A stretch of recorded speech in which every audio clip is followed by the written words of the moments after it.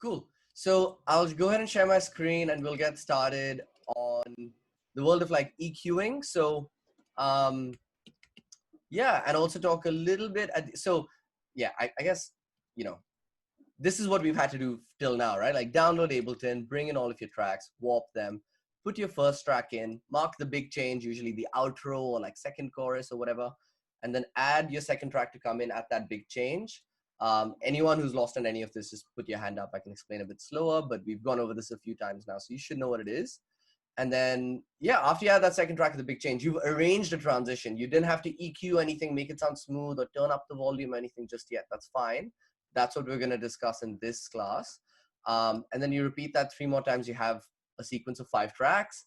And then a reminder to automate the BPM, because your Ableton default BPM is 120 beats per minute.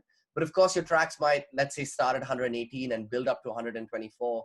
So a reminder to automate the BPM to rise with the tracks as well. So I'll remind you all how to do that in a second if you forgot. And once you do that, you have a sequence of 5 tracks. So if you guys have done this and even got to 3 for now, 4 for now, that's great. You can work out the rest hopefully this week. But yeah, this class, so this is what we've covered, like how to, so by the way, Avisha, this is like the checklist for the set. So, you have to have it arranged like a pro. So that means arranged with 5 tracks. It has to be warped, complex pro mode. And the beat matching and phrasing, so the 1, 2, 3, 4, that has to be correct at all times, right? But today what we're going to talk about is more these two. So the second part, I call it like smooth like butter. So it has to be super smooth. So that's by using EQs. And of course, are you familiar with harmonic mixing, Avisha, like the keys and stuff? Killing it. Okay, so your transitions don't have to be harmonically mixed, but of course, if you can hear that 2 tracks are not in the same key and they sound like they're fighting with each other, the word for that is dissonance. You cannot have dissonance, right? So you want to try and minimize that. EQing can help with that a little bit, but it's like not going to fully solve for it. And yeah, automate the BPM. Okay.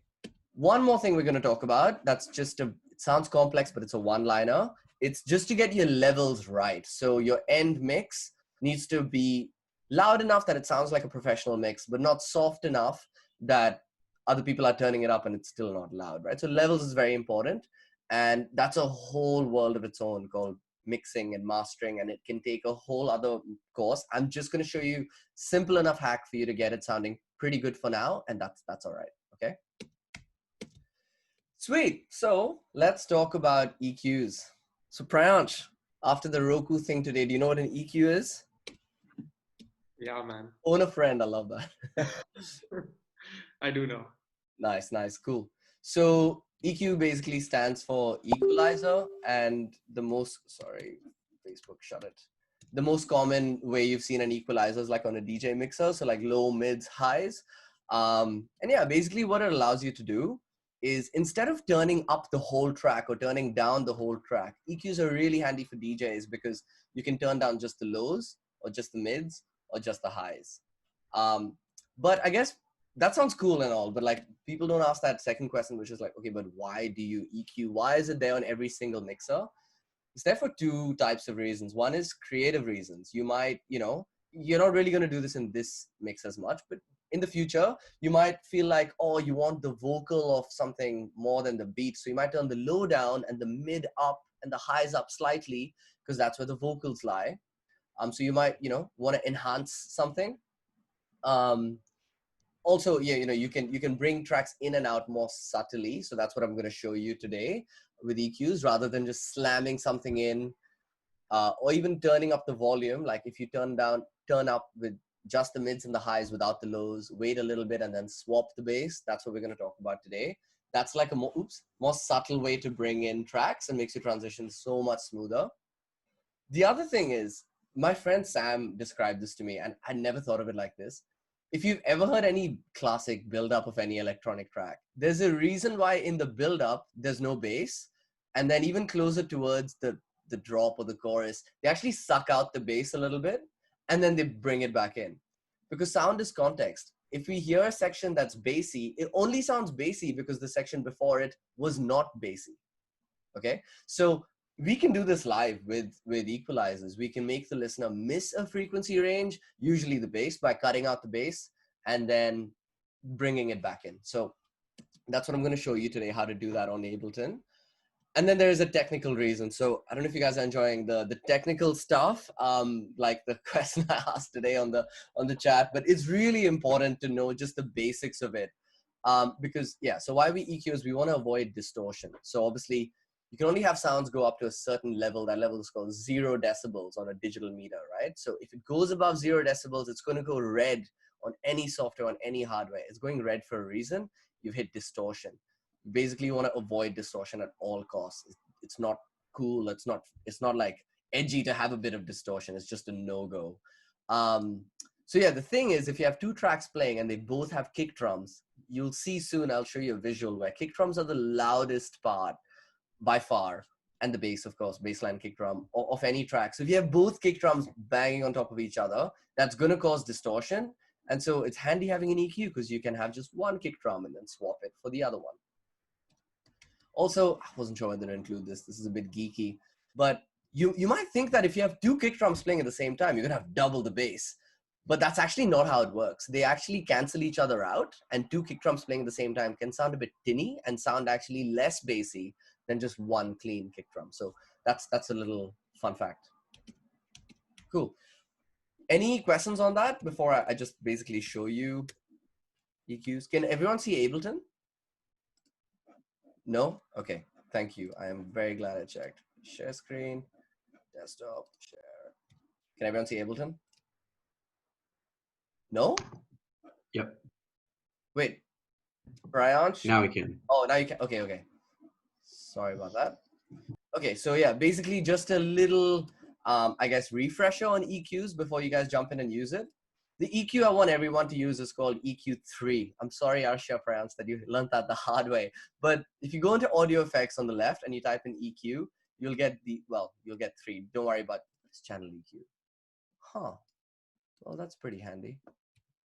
Yeah, I guess you can, you know what, let's just everybody use EQ. Actually, I'm just, one second, I'm just gonna hear it.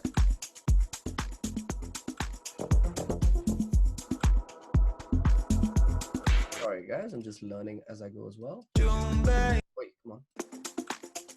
Yeah, that's better. Way better. All right, EQ3 is what you want to use, okay? And you don't need to use EQ8. I'm just using this as a visual to show you. The cool thing about EQ8 is if you click this button, everyone can see Ableton, yeah? Cool. If you click this button, oh, I'm just gonna make my mouse a bit bigger. 1 second. Yeah. So this button over here is a spectrum. So if you click that and if you play anything, so you obviously have to go to that track channel, grab the EQ8 and put it on, you can actually see the sound. Okay? Which is really handy. Like Tractor and stuff don't show you that. So you can make really precise decisions. If you click this arrow, you can even see a bigger version. Over here, you can see how like the kick drum is the loudest part. The mountain on the left. Okay. Can everyone hear my voice over the mix okay? Yeah, all right, cool. So what I'm gonna do is I'm just gonna turn down the low, the mid, and the high and show you that changing in the spectrum. This frequency thing is called the spectrum, so you can see it, okay? So I'm gonna play the track. On the left, I'm gonna turn down the low. You notice that the left part over here died down. That's the kick drum. Yeah, headphones recommended, guys. Cool. I'm gonna bring it back. Okay. I'm gonna take down the mids and see what happens. Can you see the massive hole in the middle? Like the life of the track. And then I'm gonna turn down the highs. Okay.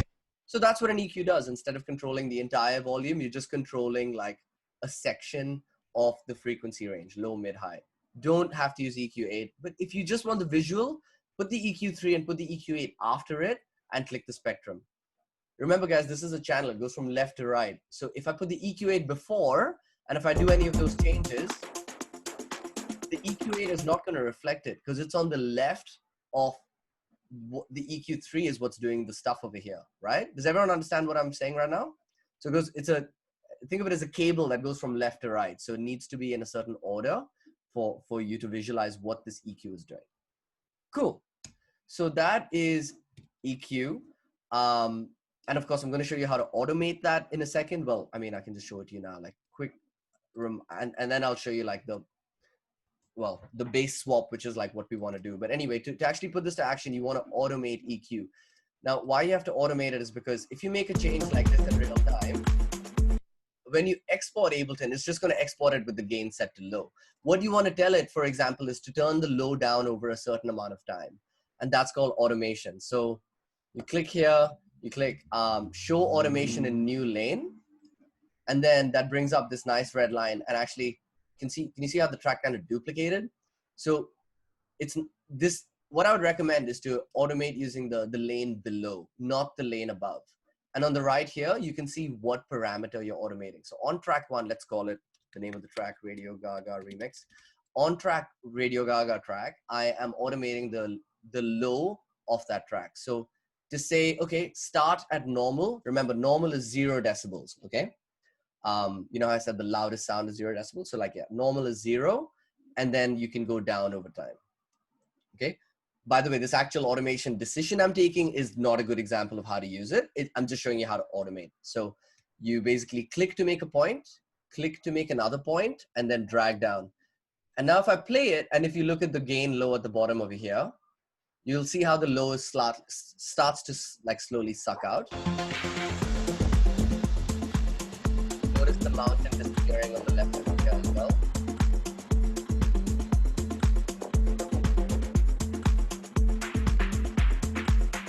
And of course, what that does is it makes space for the next song's bass to come in, right? Otherwise, you wouldn't be able to hear that bass, okay? So I'll show you, I know I've spoken about EQ a bit. My dogs, one sec. Oh, before I forget, while you're here, if you want to see the lines or unsee the lines, it's literally just A on your keyboard, A for automation, okay? I'm going to put that in the notes. That's really handy because imagine if you have low, mid, high, all being automated, it starts to look like a mess. And once you've taken your decisions, you may not want to see the lines. So just hit A, okay? If the A thing is not working, it's because this button on the top right is on. That turns your your keyboard into an actual piano MIDI keyboard. So turn that off for the A shortcut to work. I'll put that in the notes. Anyway, I've shown you what EQs do, how to automate them. You probably still don't know, well, when do I use them and how? And I'll show you that by the end of this section, I promise. I just want to show you one more thing while we're here, which is, I think, my favorite effect in Ableton. It's so simple. It's just so good though, okay? So that's called an auto filter. You would have seen a filter on any DJ control, like software as well, like Tractor and all of that. And this does the same thing. But each filter sounds a bit different, like it has a certain color to it. And I think Ableton's is one of the cleanest. So let's see what a filter does. So go to Audio Effects, go to Filter, okay? Now, by the way, if I want to switch off this EQ for now, the power button's on the top left. I just click that power button and it goes off. So now EQ3 is there on the channel, but it's not doing anything. And the auto filter is here instead. So the auto filter, this looks like there's a lot of buttons here. You don't need all of them. You just need these two, the one on the left.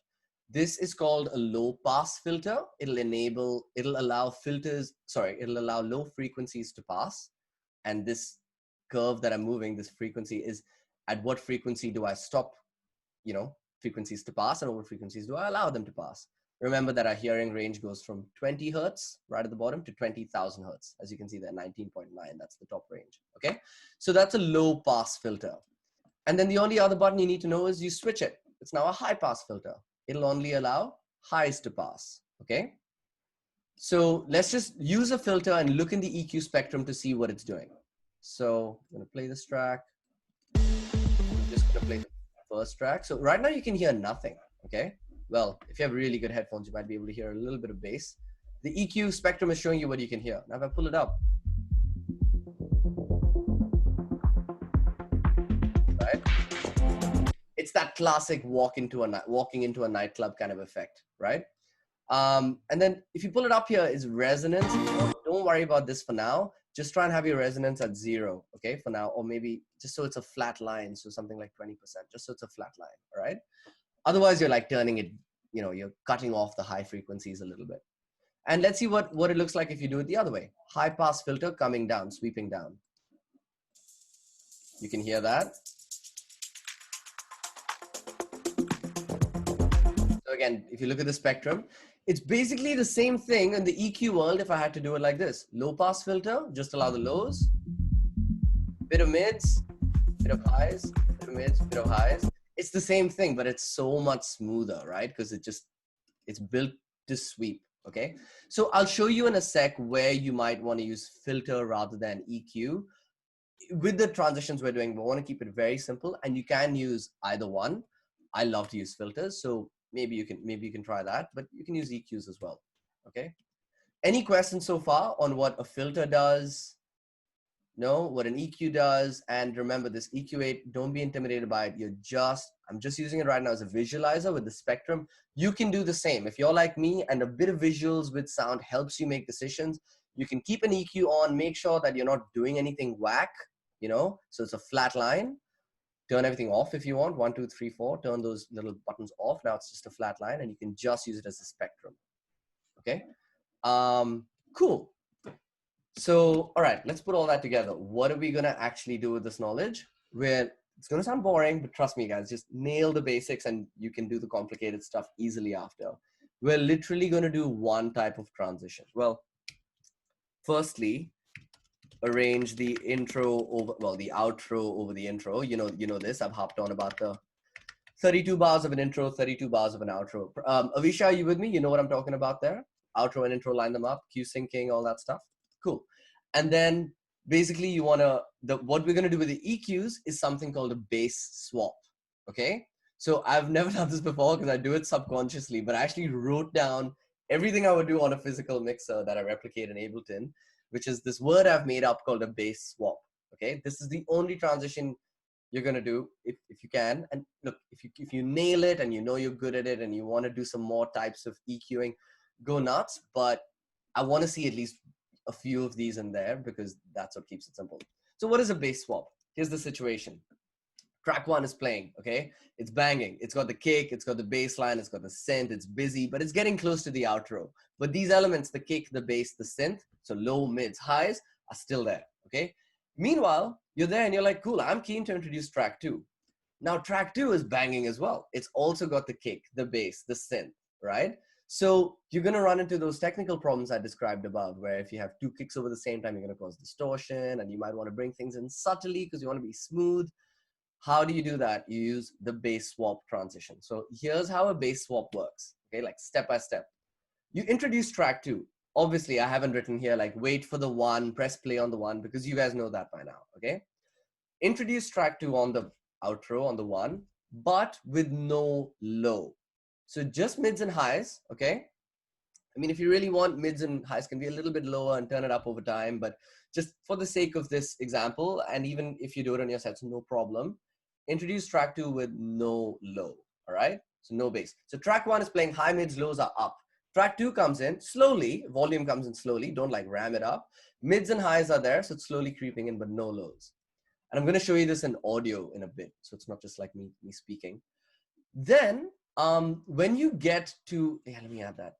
I've kind of written it over here, but when you get to a timely point, so you don't just make changes on the 6th beat, right? You make them on the 16th beat or the 32nd. So when you get to that timely point, and Ableton's great at helping you find them, to build up to that timely point, because you want to have a change coming up, remember that trick? The audience will miss the bass.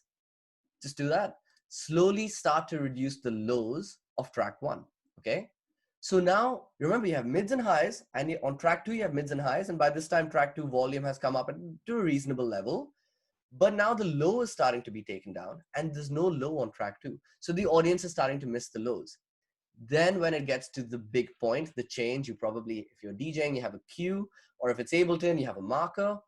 At that big change, you do something dramatic. You basically fully cut the low of track 1, and at the same time, you replace it with the low of track 2, okay? So then everyone, it sounds really smooth because there was a timely point anyway. So subconsciously, people are expecting a bit of a change, and you use that change to swap the bass of the tracks. So now track 2 is in power. What I like to say, if the track's bass is playing there in power, you know, like track 2 has its low, mids, and highs. track one is still there. Because if you just took track one out, it would sound too sudden and it would be like, oh, what happened there? So track one is still there. It's just the lows aren't there. The mids and highs are there. Maybe a few oohs, ahs of the singing or the synth, the melodies are still there in the outro. And you slowly take down the mid, slowly take down the low, slowly take down the volume. And again, wait for the next big change, which is probably the breakdown of track two, where the song actually starts, if you want to say. And by that time, track one is out and you've transitioned. Okay. I will do that in Ableton in a sec, but how does that sound? Does that sound like that kind of makes sense? Yeah. Maybe it sounds a bit boring, but I'll let you know on a little secret. The jungly set that I just did recently, I wanted to keep it really simple because I'm not as comfortable on CDJs as I am on Tractor. This is the only transition I did. And that can sound boring, but you know what I mean? Like it works. It's, you'll see. So let's just go ahead and do it over here on this track. I haven't done it on this one before, so I don't really know how it's going to sound. But yeah, to prep, I've got my second track over here. It's lined up at a timely point, right? Just going to delete anything I don't need. For now, I'm just going to use an EQ3. If you want to delete any automation, red dot means it's been automated. Click the parameter, command delete. I'm going to undo that. You can also right click, delete automation. Okay, command delete the shortcuts right there. Sweet. So let me look at the instructions again. I'm introducing track two with no low. Okay. And then slowly reduce the lows of track one. Audience starts to miss the lows. And at a timely point, I switch. So let me work backwards. Let me find that timely point where I want to make the switch first, set a marker, and then work towards, like, create a slope towards that point. Okay. So firstly, just so we can hear the tracks and know what we're working with. Here's track one, it's called solo.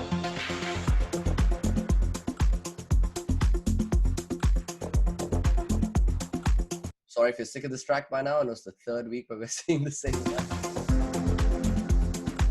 Okay, that was a bit of a, you know, feel that was a change.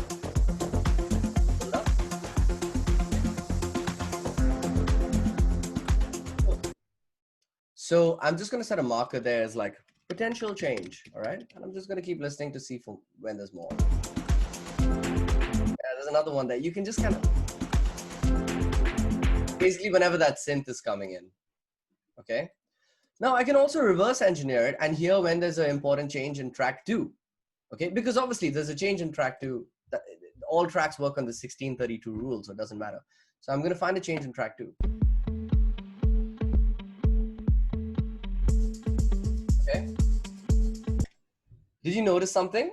There's a coincidence here that on track two, I marked that potential change marker from where track one had a potential change, but that's exactly where track two had a change as well. That's not a coincidence. This is probably 16 bars or 32 bars if I do the math. You know, 134 minus, oh, fuck, man, this big cursor messes me up. I'm so sorry, bring that back. Yeah, look, 134 minus 118. Yeah, that's probably 16. There you go. Okay, so that's one way to like always check that like your counting is right, I guess. Wait, the hi-hats come in there, so that's a good enough change. Let's try doing the bass swap there. Okay, so I'm gonna introduce track two, but with no what? I forgot. With no lows. That's the one. All right, with no low. So I'm gonna add an EQ3. Okay. To track two, no place. And I'm going to just take the low and I can just turn it down. That's fine. All right. And right now I'm not automating volumes. So the overall level of the track, I'll show you that next. Right now it's just EQ. I'm going to listen to it. Okay, let's put them together. S is solo. So it's handy. I can just solo and I can just listen. And what is no place giving me in the mix right now? Without the EQ, all right? So it's just taking out the lows, exactly what I wanted. And let me just here try one. Cool. So you can, there's no order, you can build it however you want. I'm just gonna build, now that I'm on no place, I'm gonna bring in the low of no place at that timely change. So right click, show automation in new lane is a good habit. You can also do show automation and it comes up right here. But while you're starting, it might be good to have it in a new lane just so you know exactly what parameter you're automating. So I'm going to make a point right here, right below, before the potential change, and just whack it up. Okay. Now remember, when you go up, don't go up to 6 dB. Normal level where the producer made it is 0 dB. Okay. So it can go up to 6, but you don't want to go up to 6. You want to go back to 0. If you're moving and you can't find 0, if you hold shift, sorry, these are finicky things you only learn over some time, but I'll put them in the notes. If you hold shift, it allows you to find exactly 0. You don't have to get exact, but like, yeah, that's good enough. All right, we got 0. Great. So just to make sure what's happening, if I solo it, does the low come in? Cool. And at that same time, I want low to come up. Automation. Now you'll notice this. Producers have made tracks for DJs to do the bass swap. How do you know that? Can you see how there's kick drums everywhere here? Left and right, but right here, there's no kick drum. That's so that you can take out the kick and it's not very obvious. And you'll see this on all tracks. In that change where there's the 16, they take out the kick at the end of the 16th bar and they bring it back in. So it's smoother for you to remove the lows. Because if you remove the low during a kick drum, it's a bit obvious. So I'm gonna use that to my advantage. I'm gonna click that and click cut over here. And now let's just hear what happens. Everyone with me so far, yeah? I've cut the low and swapped it with the low of this track. That's all. The mids and highs I've not touched. The lows are the loudest part of the track, so it will have the most impact. So let's listen. Let me just go back a bit. Second track.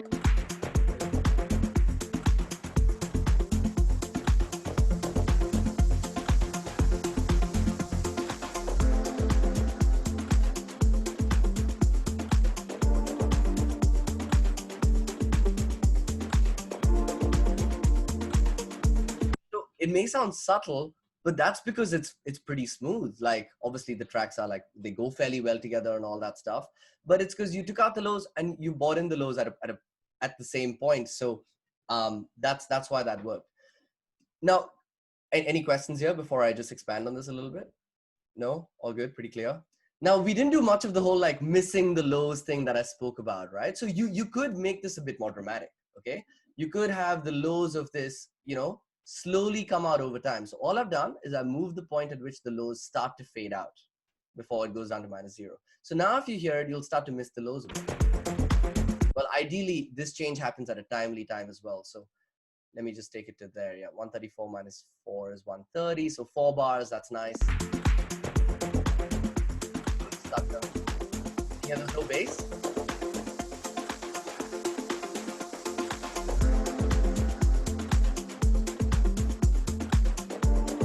Do you feel that like you missed the bass a little and then it's like a reward?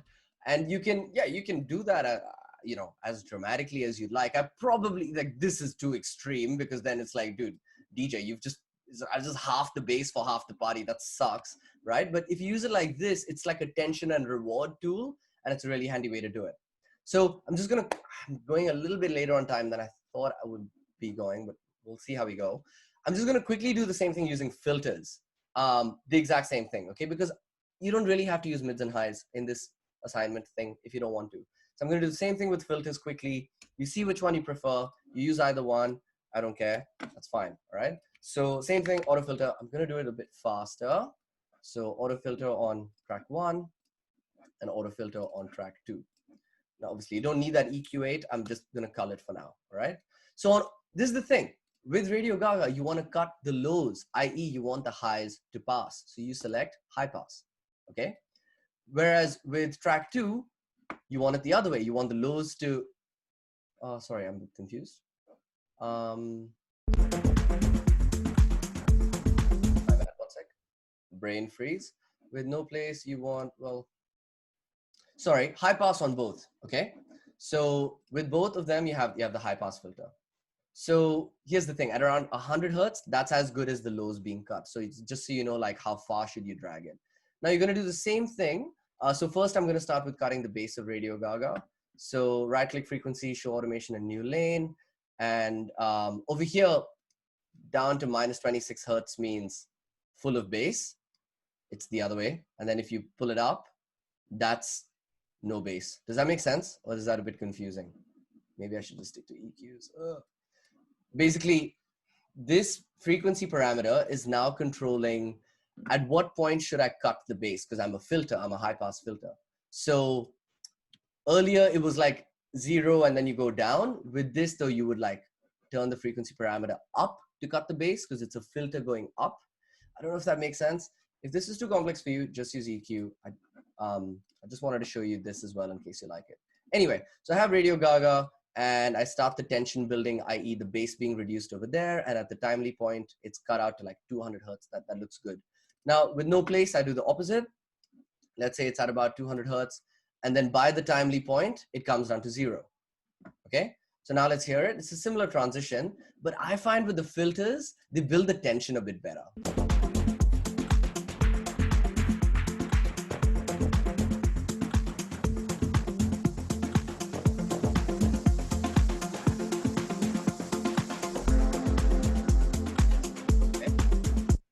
So yeah, little trick I just wanted to show you over here. If you have a curve like this, but you wanted to kind of like curve, you can hold Alt and curve it. So then it kind of like the bass doesn't come in all the way until the end.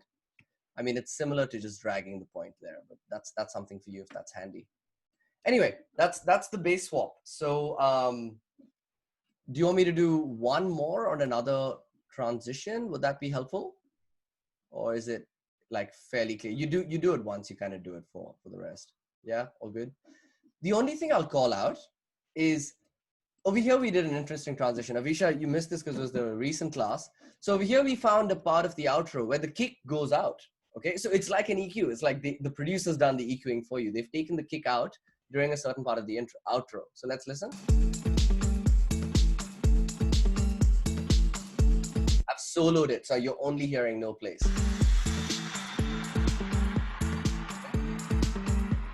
Can you see in the waveform, it got a lot less bassy. You can hear it as well. There's still a bit of a kick, but it's not too much. So we also then found an intro of another track where it starts with no kick. There's no EQs on any of this. Okay, this is clean, right? But then this intro, the kick came in. So all we did over here is like the EQ concept. It's just we lined up the part where the kick comes in with the part in the song 1 where the kick goes out.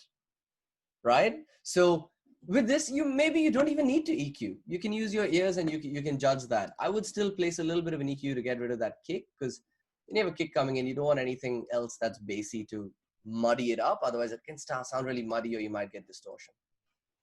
All right, cool. That's EQing. Actually, I think we did okay on time. The next part is just like, honestly, it's a 5-minute spiel on volume to help you with not getting distortion and getting it to sound loud enough. Any questions on like, I don't know, EQs, filters, how you use it before I move to that? Shiva, is this kind of what you managed to get to naturally when you played around? Yeah, this is what I was doing in terms of like bass. Nice, yeah, like swapping the bass. Cool, nice. Yeah. And like final thing, guys, like if you also want to touch the mids and lows, because you can judge that you want, track 1 to start fading out a bit more, or if you're feeling dissonance where, 2 tracks are playing in the transition and the key's not quite right, turn the mids down of the track that you want to fade out. Not completely, slowly over time. That helps with dissonance, because if you think about it, dissonance is melodic. Melodic is usually a synth or a vocal or a keyboard. Those instruments stay in the mid range, right? So you can turn the mids down and it should help you with the dissonance. So that's a tip. Okay, so let's move on to volume really quick. It's very easy to automate volume, right? Right over here is the volume and you can automate it. But what I learned only recently from the course I'm doing from LA is to never automate the volume using that. None of the professionals do it like that. And the reason is, I'll show you. If I automate the volume, it'll work, no worries. If I listen to it, track over time, it's faded out, no worries. But now let's say at the end, I'm listening to everything and I'm like, you know what? This track is just a little bit softer than every other track. I just want to turn it up 1 decibel, okay? And if I just turn it up, can you see how it goes gray? Because I've set an automation on the volume and I've then told Ableton to disregard it because I've just turned something up. So it's going, I don't know what Divi's doing. He's made a decision and he's overriding it. So we're going to let him have a jam, but whenever he wants to come back to this decision, he has to press this button on the top called re-enable automation. If you look at the bottom left of my screen, it explains it. Re-enable automation is when Divi goes, all right, I want to go back to that decision I made. I click it, we spring back to life. No more gray lines, it's red, okay? So that's why we say don't automate the volume, just in case you want to turn something up, turn something down. It's a mess to turn it up or down. You have to turn the whole line up, you know? So I'm going to delete the automation, and this is how you automate volume, okay? Firstly, set all of your tracks volumes to -7. I'm going to have that in the notes. Set, or, well, solution. Set, yeah, okay. Set every track to -7, okay? This is because if two tracks are playing on top of each other, they're naturally going to cause distortion because they're both very loud. If you turn them down to -7, I find that's a pretty good level where even at the transition points, they don't cause distortion, okay? We'll talk more about distortion in a sec, but firstly, set everything to -7 using this. This is the volume control of this track, all right? You don't need, like if this stuff is intimidating you, just click IO, it'll disappear. You don't need that. You just need this, the mixer, -7, all right? Then, if you want to turn down the volume, you go to audio effects and you type in utility. So utility, don't worry about what it is. It's just a very simple, think of it as a mixer. Okay, it's a very simple mixer. So to use it, you just automate the gain. The gain does the same thing as the track volume. So if I want something to slowly ramp in, like let's say this transition here. Okay, pretty subtle as it is, but for example's sake, if I want it to ramp in, I would bring a utility onto it. Utility on its own won't do anything. It's not going to mess up your sound. So don't be scared to slam it on something, even if you don't use it. Okay, just don't touch anything except for the gain. So click it, right click, show automation in new lane. And as always, 0 dB is normal. When automating, do not go plus 35 dB. You will blow your eardrums and your speakers, and it'll be very bad for the environment. So just have, 0 dB is normal. Let's say you wanted to slowly ramp in, click a point so 0 is set to normal, and pull this one down, and now it'll fade in the volume. So let's listen to it. You can barely hear it because it's doing its thing. Slowly coming in. Everyone can hear that? Yeah? Slowly coming in. Cool. So that's how you automate volume. Is that pretty easy? I know it seems like a bit of a task, but you'll get used to it. Yeah? Because now if I want to turn up Tin Liquor, this song 2 decibels, cool. -7 + 2, -5. There we go. I've turned it up. No red lines, gray lines, all of that nonsense. And my God, would have saved so much time from my 7 years of using the software if I knew that trick earlier. So I hope that one helps you all out. Yeah, and the aim with volume, remember, is things should generally sound like they're at a consistent volume, especially during transitions. The habit is for people to, like you can tell that it's an amateur mix when the transition comes in and you're like, oh, that jumped up. Let me bring out my phone and turn it down. And then it goes back to the normal track and then you're like, let me turn it up again. You don't want that, right? We just saw that with the Roku ad as well, with the TV. That's bad mixing. So you want your transitions, everything to be at the same level. EQs will help you with that. And automating the volume using utility will help you with that. Sweet. So the final thing, which is just a little technical thing, that's this part of the checklist. It has to be technically good. So when you put it up on SoundCloud, the waveform looks nice and good. It sounds as loud and professional as any other mix up on there. Is this no distortion and your master level, okay? So firstly, just a little bit, what is distortion? As I've said, anything above 0 dB is going to sound bad. What does sounding bad mean? It means that harmonics will get lost. Like, it actually means that, it's hard to explain. It'll just sound bad. Let's just leave it there for now with the amount of time I have, okay? And yeah, it can damage your speakers and stuff. Here's a little image to show you what I mean. This is what a nice waveform will look like. Imagine that the top is your 0 dB ceiling and the bottom is, it's called -infinity. There's no such thing as like -0. It's -infinity to 0 is the channel of sound, okay? Now, a good waveform, this is pretty loud. It touches that peak maybe, doesn't absolutely touch it. And it's good. It keeps its harmonic content. A distorted waveform will hit that 0 dB. And because digital meters are binary, they're like, you're either in the limit or you're not. If you go above that limit, they will literally trim off your waveform. And what the other person's hearing is like harmonics being lost. It just sounds bad. You would have heard if something sounds really bad, it's probably because of distortion. So therefore, how do we solve that? Because obviously you're mixing, there's all the stuff going on. You can't go and check your master levels on the bottom right of here, just so you know what I'm talking about. When you're transitioning and stuff, this on the right is your master level. For you, this is your master level volume. It should be set to 0, okay? I'm only just setting it to -15 for the class so you can hear my voice over. Otherwise, like, pretty loud, okay? So I'm setting it to -15, you set it to 0. This is the metronome volume, so don't get confused. That's this metronome over here. You can turn that up or down if you want, okay? And that's panning, like left and right. Don't worry about any of them. You wanna keep this at 0, and basically you wanna keep an eye on your master volume. So this green bar starts to get close to that top and goes over, that's distortion, okay? So a limiter is a really handy device. What it does is it just looks for any peaks. I'm gonna delete all this stuff. It looks for any peaks that might get close to a certain ceiling. And if it touches that, it'll squash it before it hits distortion. So what do you wanna do? When you've arranged it, you've EQ'd your mix, you've done all of that stuff, okay? And your master track will look empty like mine. You double click the master track so you make sure you're looking at it. You go to audio effects and you go to limiter and you double click and a limiter appears. That's it. You don't have to touch it, okay? Just add a limiter onto your channel. That's all I'm saying. Because now what this means, ceiling -0.3, it's saying that, hey, I'm the limiter. If I get a peak that comes to -0.3, that's the rule I'm gonna set. That's the ceiling, I'm gonna squash it. You don't have to worry, you DJ, okay? I will squash it, you will never get distortion. It's amazing. So here's the thing though. Because you've turned everything down -7 decibels, okay? If you just export it as it is, your mix is gonna sound good, but it's gonna be a little bit quiet. So instead of doing a whole module on how to mix, just turn this gain up by 7.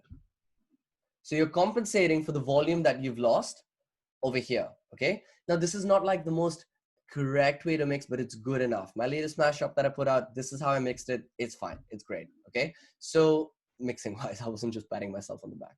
So yeah, turn everything down -7, add a limiter, don't touch the ceiling, anything, just turn the gain up by 7.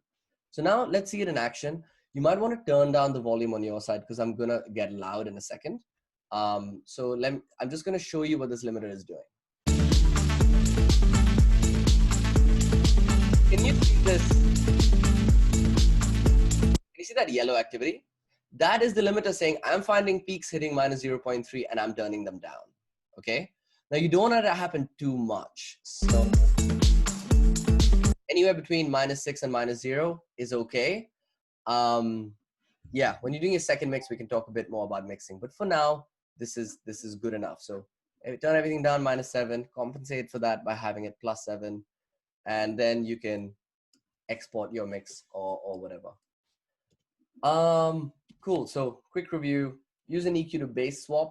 So turn down the low of the track have the second track come in with no low, and then make the audience miss the low by turning down the low of track 1. Swap it with the low of track 2 at a timely point, and it's going to sound smooth. And then up to you. You want to slowly turn down mids and highs, slowly turn down volume of track 1, go for gold, but you don't like have to. Like if you feel it'll sound smoother, go for it. Second thing, don't automate volume using track volume, automate volume using the utility effect. So utility, gain, automate a new lane, and you can do it like that. And then thirdly, just grab a limiter, put it on the master channel and turn it up 7 dB to compensate for your -7 in your track volume. And you have a mix, which is exciting.